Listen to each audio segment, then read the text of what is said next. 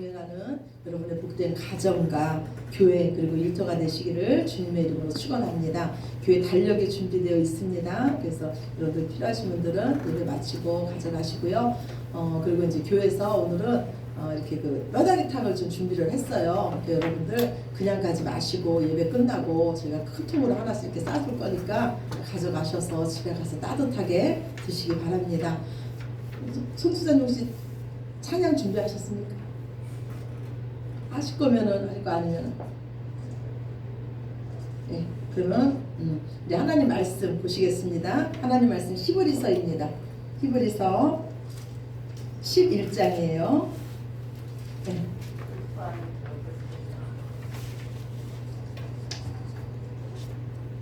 히브리서 11장 21절입니다. 11장 21절. 네, 우리 한 절 말씀이에요. 히브리서 11장 21절. 네, 우리 한 절 말씀 같이 한번 합독하시겠습니다. 제 성경책으로 365쪽 신약성경입니다. 함께 읽으시겠습니다. 믿음으로 야곱은 죽을 때 요셉의 각 아들에게 축복하고 그의 지팡이 머리에 의지하여 경배하였으며. 아멘. 한 소년이 연을 날리고 있었습니다. 요새는 그 연 날리는 풍경이 많이 볼 수가 없는데요. 저희 어렸을 때만 해도 그 연을 많이 날렸어요. 우리 남자친구들은 연을 많이 날리고 팽이치고 이런 모습을 많이 보지 않았습니까? 이때 한참 했던 것 같아요. 근데 한 소년이 연을 날리고 있는데요. 연이 너무 하늘로 높이 올라가가지고 잘 보이지 않는 거예요. 그러자 지나가는 사람이 그 소년에게 묻습니다. 얘야, 너 연이 어디 있는지 아니? 그러자 소년은요 주저하지 않고 이렇게 말해요. 그럼요. 한번 이 줄을 잡아보세요. 팽팽하잖아요. 연은 눈에 보이지 않지만 지금 저 푸른 하늘을 막 날아가고 있는 거예요. 팽팽한 줄을 보면 저는 그것을 알 수 있어요. 우리가요 이렇게 신앙생활 하다 보면은 때로는 이런 생각이 들 때도 있어요. 하나님께서 정말로 나와 함께 하시나? 하나님께서 나한테 이런 상황을 주셨는데도 정말 나를 사랑하시는 거 맞을까? 이런 생각이 들 때가 있습니다. 그때 우리가 확인해야 될 것은요, 이 소년처럼 그 연줄을 확인하는 거예요. 소년은 연은 보이지 않았지만 그 연줄을 통해서 그 연이 어딘가를 날아가고 있다는 것을 알았습니다. 우리도요, 눈에 하나님은 보이지 않지만 하나님께서 주신 이 말씀의 줄을 통해서 하나님께서 지금 나와 함께 계시고 하나님을 찾는 자에게 하나님은 반드시 상 주시는 이심을 여러분 믿으시기 바랍니다. 오늘 저와 여러분이 함께 나눌 이 야곱은요, 그 인생이 정말로 야곱의 인생에 하나님께서 함께 하시는 인생 맞을까? 하나님의 약속을 받은 인생인데 왜 저렇게 고단한 삶을 살아야 되지? 그런 생각이 드는 인생을 산 사람이 바로 야곱입니다. 그래서 야곱도요, 그 자기 인생 마지막에 자기 인생에 대해서 이렇게 말을 해요. 나는 참 험난한 인생을 살았다. 나는 참 어렵고 힘든 인생을 살았다고 야곱은 자신의 인생을 스스로 고백하고 있습니다. 오늘 저희들은요, 이 야곱의 인생을 통해서 하나님께서 야곱을 어떻게 이끌어 가시는지 그 말씀을 통해서 보심으로써 이제 2022년도 저와 여러분을 하나님이 또 어떻게 이끄실지 그 이끄시는 하나님을 만나시는 귀한 시간이 되시기를 예수님 이름으로 축원합니다. 아멘. 야곱의 이름의 뜻은요, 발 뒤꿈치를 잡다라는 뜻이에요. 이름이 참 우습죠. 야곱은 쌍둥이였어요. 에서와 야곱 쌍둥이였는데 그 야곱이 태어날 때 동생으로 태어나면서 그 형 에서의 뒤꿈치를 잡고 태어났습니다. 그래서 야곱이라는 이름의 뜻은요, 약탈자, 사기꾼이라는 그 뜻이 그 이름 안에 들어 있습니다. 우리가 생각하는 그 야곱은요, 음식을 미끼로 해가지고 형의 장자의 명분을 빼앗은 그 일이 야곱하면 생각이 됩니다. 우리 이성으로는 잘 이해가 되지 않는 일이에요. 그런데 성경은요, 그의 이름 속에서 그가 그런 삶을 살 수뿐이 없었던 자라는 것을 이미 말씀하고 있습니다. 그러면 야곱은 그 많은 것 중에서 왜 하필이면 그 형의 그 장자의 명분을 빼앗으려고 그처럼 노력을 했을까요? 많은 유산을 받기 위해서 야곱은 그랬을까요? 구약 시대에는요, 그 가문을 잇는 자는 장자였습니다. 우리도 마찬가지지 않습니까? 가문을 잇는 자는 장자예요. 그리고 다른 자식들은요, 그 족보에 올라가지를 못했습니다. 그런데 우리가 성경을 읽다 보면은요, 이 둘째 아들인 야곱은 장자의 명분을 빼앗기 위해서 그토록 비겁한 행동을 하기까지 장자의 명분을 빼앗기 위해서 노력을 하는데, 이 형 에서는요, 평소에 자기가 가지고 있던 이 장자의 명분을 대수롭지 않게 여기며 그 팥죽 한 그릇에 이 장자의 명분을 팔아 넘기는 것을 볼 수가 있습니다. 제가 이전에도 말씀드렸듯이 구약은 그림책이에요. 구약은요, 예수 그리스도에 대해서 우리에게 보기 쉽게 알려주는 그림책입니다. 그런데 우리가 그 그림책만 보면은 이 내용이 무슨 내용인지 잘 모를 수가 있지 않습니까? 그래서 신약은 그 그림책을 설명해 놓은 거예요. 그러면 이 야곱이 왜 그렇게 장자의 명분을 빼앗으려고 했는지 거기에 대해서 신약의 말씀에 나와 있습니다. 오늘 주보 첫 번째 말씀이에요. 마태복음 1장 2절입니다. 주보 뒤에 있습니다. 우리 같이 보시겠습니다. 마태복음 1장 2절 주보 뒤에 있습니다. 우리 같이 봅시다.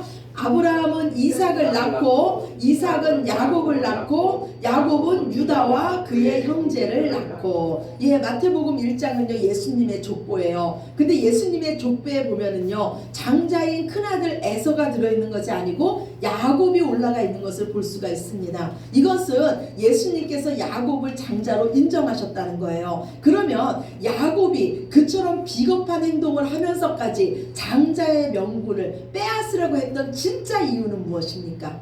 나는 예수님의 족보에 꼭 올라가야 될 사람이다. 나는 내 인생에 예수님이 꼭 필요한 사람이다. 이 메시지가 야곱의 인생에 들어있는 것입니다. 그런데 이런 야곱의 태도는 에서, 그 형 에서의 태도와 대조됩니다. 에서가요 어느 날 사냥을 한 뒤에 허기진 배를 이끌고 집에 들어옵니다. 그런데 마침 동생 야곱이 팥죽을 끓이고 있는 거예요. 얼마나 그 팥죽이 먹고 싶었겠습니까? 그래서 형 에서가요, 그 팥죽 나한테 한 그릇만 줘라. 그랬더니 이 야곱이 뭐라 그럽니까? 형님, 그러면 형님이 가지고 있는 그 장자의 명분을 내게 팔면 내가 이 팥죽을 한 그릇 주겠습니다. 에서는요 지금 배고파서 죽을 지경인데 이 장자의 명분이 무슨 소용이 있냐 하면서 장자의 명분을 야곱에게 팝니다. 에서는요 지금 당장 먹고 사는 문제가 중요할 뿐 예수 그리스도가 중요하지 않다는 것을 구약 성경에서는 상징적으로 보여주고 있는 것입니다. 우리 주보 두 번째 창세기 25장 34절이에요. 우리 같이 보십시다. 야곱이 떡과 팥죽을 에서에게 주매 에서가 먹으며 마시고 일어나 갔으니 에서가 장자의 명분을 가볍게 여김이었더라. 아멘. 이 장자의 명분을 가볍게 여겼다는 것을요 신약 성경에서는 에서가 망령되이 행동했다고 말씀하고 있습니다. 성경에서는요 에서가 장자의 명분을 판 것을요 자기 영혼을 망하게 한 일이라고 해석하고 있습니다. 물론 이 야곱이 이 비겁한 수를 써가지고 장자의 명분을 빼앗은 것은 물론 성숙한 모습은 아닙니다. 그렇지만 그 모습은요 나는 예수 그리스도가 필요하다는 그 야곱의 신앙 고백이었습니다. 저는 야곱이 하나님의 택함을 받은 자였기 때문에 이런 영적인 갈망이 있었다고 생각합니다. 우리 마음속에도 그런 거 있지 않습니까? 2022년도에는 하나님을 더 기쁘시게 해드려야지, 내가 조금 손해보더라도 내 욕심을 버리고 가난한 자들하고 더 함께 해야지, 이런 마음 저와 여러분 안에 있다면 우리가 어떻게 그런 마음을 품을 수 있겠습니까? 우리가 바로 하나님의 자녀이기 때문인 줄로 믿습니다. 이 장자의 그 축복을 빼앗은 야곱은요 그 일 때문에요 형으로부터 생명의 위협을 느끼게 됩니다. 그리고 결국 외삼촌의 집으로 도망을 가게 됩니다. 집을 떠난 야곱은 무서웠어요. 먼 길을 혼자 걸어야 됐습니다. 앞길이 캄캄했습니다. 야곱은 혼자 이렇게 생각했을 거예요. 내가 아버지를 속이고 형을 속였기 때문에 지금 벌 받고 있는 것일까? 그러면서 그 길에서 돌베개를 베고 누웠습니다. 하늘의 별은 얼마나 쏟아지는지 몰라요. 그런데 야곱은 그 가운데서 무슨 생각을 했을까요? 이런 나를 하나님은 사랑하실까? 이런 나에게 하나님은 장자라고 나를 인정해 주실까? 나는 하나님의 축복은커녕 저주받은 자는 아닐까? 그래서 나는 지금 하나님께서 그 약속하신 약속의 땅에서 쫓겨나는 것은 아닐까?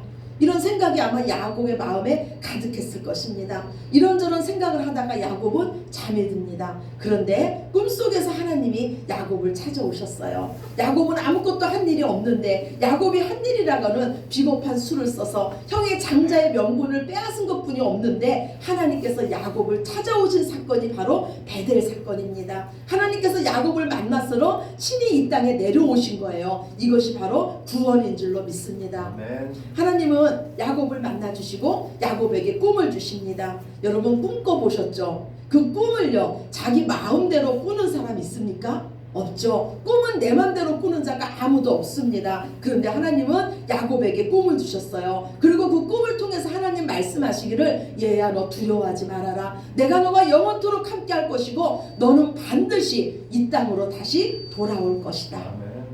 야곱은요 그곳에서 베델에서 하나님을 만납니다. 하나님의 귀한 약속의 말씀을 야곱은 듣습니다. 그러나 야곱은요 에산촌 집에 도착해서 그 가운데 야곱의 삶은 너무너무 고단했습니다. 그 야곱의 삶을 성경은 기록하기를요 눈 붙일 틈도 없이 고단했다고 기록하고 있습니다. 야곱의 삶은 속고 속이는 삶의 연속이었어요. 이 야곱은요 외삼촌의 집에서도요 여러 가지 깨를 내가지고요 결국 야곱은 큰 부자가 됩니다. 그러나 결국은 외삼촌과의 관계가 틀어지면서 거기서도 살 수 없게 돼요. 그 외삼촌의 집에서 야곱은 자기 가족과 가축을 이끌고 나오게 됩니다. 야곱은 생각해요. 내가 하나님의 축복을 받고 이처럼 큰 부자가 되었으니 이제 고향으로 돌아가면 아버지가 나를 받아주시고 형이 나를 받아주겠지, 이렇게 생각을 하고 고향길에 약속의 땅에 드디어 오릅니다.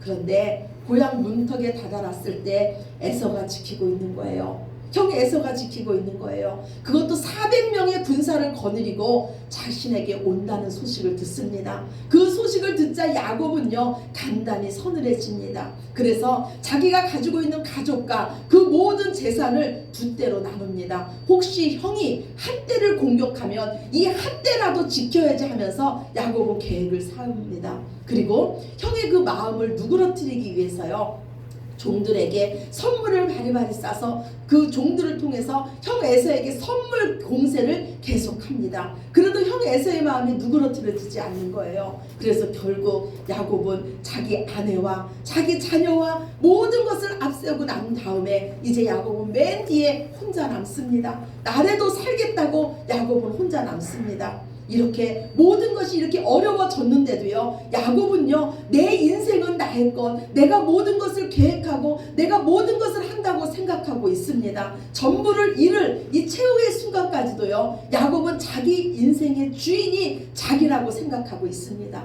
이때 하나님께서 야곱을 만나러 또 오십니다. 야곱아 네 인생의 주인이 아직까지 너라고 생각하니? 네 인생의 주인은 바로 나다. 너의 생사하복을 주관하는 이는 네가 아니고 바로 나 하나님이다. 이것을 확인시켜준 사건이 바로 압복강 사건입니다. 하나님께서 야곱을 만나서 씨름하러 내려오십니다. 하나님께서 먼저 야곱에게 씨름을 거신 거예요. 그래도 야곱은요 하나님과 겨루어지려고 하지 않습니다. 끝까지 하나님을 이기려 하고 있습니다. 끝까지 내 인생의 주인은 나라고 고집 피우고 있습니다. 그러자 하나님은 야곱에게 최후 선언을 하십니다. 너는 끝까지 지지 않고 네 마음대로 살려고 하는구나. 그럼 어디 네 혼자 살아봐라. 그러면서 하나님께서 떠나시려고 합니다. 하나님의 사자가 이 야곱의 고집을 꺾을 수 없음을 알고 야곱의 한도뼈를 치시고 떠나시려고 하십니다. 내가 떠나면 이제 너는 끝이라는 표시로 야곱의 한도뼈를 치십니다. 그제야 야곱은 깨닫습니다. 그제야 야곱은 알아듣습니다. 내 인생의 주인이 내가 아니라 하나님이시라는 것을 그제야 압니다. 그리고 하나님 앞에 무릎을 꿇습니다. 당신이 내게 축복하지 않으면 당신을 가게 하지 않겠습니다. 이 말은 야곱이 하나님께 항복한 것입니다. 비로소 하나님께 나를 축복해달라고 하나님께 도움을 구하는 것입니다. 내 인생의 주인이 내가 아니라 하나님이라는 것을 비로소 깨달은 것입니다. 이때 하나님은 야곱의 이름을 묻습니다. 내 이름이 무엇이냐? 야곱입니다. 하나님 그러죠. 네 이름의 뜻이 약탈자가 아니냐? 그런데 왜 나에게 복을 달라 그러냐? 너는 이제까지 네 이름대로 네가 원하는 것은 모든 것을 다 빼앗던 자가 아니냐? 하나님은요, 하나님 앞에 항복한 이 야곱의 이름, 사기꾼, 약탈자라는 야곱의 이름을 바꿔주십니다. 그 이름 이스라엘로 바꿔주십니다. 이스라엘이라는 뜻은요, 하나님과 겨루어 이겼다는 뜻이에요. 즉 이 이름의 뜻은요, 이제 야곱이 내가 주인이 될 인생을 사는 것이 아니라 하나님의 사람으로, 하나님을 주인으로 모셔서 하나님과 더불어 사는 인생이 되었다는 뜻입니다. 이제 이스라엘이 된 이 야곱의 인생은요, 참 멋있습니다. 창세기 49장에 보면은요, 야곱이 그의 아들들을 다 불러놓고 앞으로 그의 아들들에게 있어야 될 일을 축복하는 그 장면이 나옵니다. 우리 주보 세 번째 말씀이에요. 주보 뒤에 있습니다. 창세기 49장 24절에서 26절 말씀 우리 같이 보시겠습니다. 요셉의 팔은 도리어 굳세며 그의 팔은 힘이 있으니 이는 야곱의 젖는자 이스라엘의 반석인 목자의 손을 힘입음이라. 내 아버지의 하나님께로 말미암나니 그가 너를 도우실 것이요 전능자로 말미암나니 그가 내게 복을 주실 것이라. 위로 하늘의 복과 아래로 깊은 샘의 복과 젖먹이는 복과 태의 복이 이르로다. 내 아버지의 축복이 내 선조의 축복보다 나아서 영원한 산이 한없음 같이 이 축복이 요셉의 머리로 돌아오며 그 형제 중 뛰어난 자의 정수리로 돌아오리이다. 아멘. 예, 야곱이요 요셉을 축복하는데 누구의 이름으로 축복하냐면 자신이 만난 하나님의 이름으로 축복하고 있습니다. 나의 하나님은 전능하신 하나님이었고 나의 하나님은 반석이신 하나님이었고 영원토록 나와 함께하시는 하나님이었다. 요셉아, 네 손이 강할 수 있는 것은 나의 하나님 전능하신 하나님이 너를 도왔기 때문이다. 야곱은요 자신이 받은 축복이 그 선조 자신의 아버지 아브라함의 하나님 이삭의 하나님보다 내가 더 축복을 많이 받았다고 당당하게 말하고 있습니다. 즉 야곱은요 그 말년에 무엇을 고백하고 있냐면 복의 근원은 하나님이시고 이 하나님을 내가 내 선조보다 더 깊이 안다고 말할 수 있다고 당당히 말하고 있는 것입니다. 야곱의 하나님은 전능하신 하나님, 든든한 반석이신 그 하나님께서 나를 여기까지 인도하셨다고 야곱은 하나님을 높이고 있습니다. 오늘 히브리서 기자는요 야곱의 믿음에 대해서 한 절로 기록을 하고 있어요. 그런데 뭐라고 기록을 하냐면 요셉의 아들들을 축복하는 그 장면을 말씀하시면서 야곱의 믿음을 말씀하고 있습니다. 야곱이요 요셉의 두 아들을 축복합니다. 대부분 오른손은 장자에게 얹고 왼손은 차자에게 얹습니다. 그런데 야곱이 이 두 아들을 축복하는데 오른손을 둘째 아들에게 얹고 왼손을 장남에게 얻는 거예요. 이 모습을 보고 요셉이요 별로 좋게 생각을 하지 않았어요. 그러면서 아버지 지금 손을 잘못 얹었습니다. 그랬더니 야곱이 뭐라 그럽니까? 얘야 나도 안다. 나도 안다 그래요. 야곱은요 이제까지 야곱의 인생은요 내가 아는 대로 살았던 인생이에요. 내 지혜 내 상식대로 살았던 인생입니다. 그런데 그가 이제 이스라엘이 된 후에 하나님과 함께 사는 인생이 된 후에 그의 지식으로 사는 인생이 아니에요.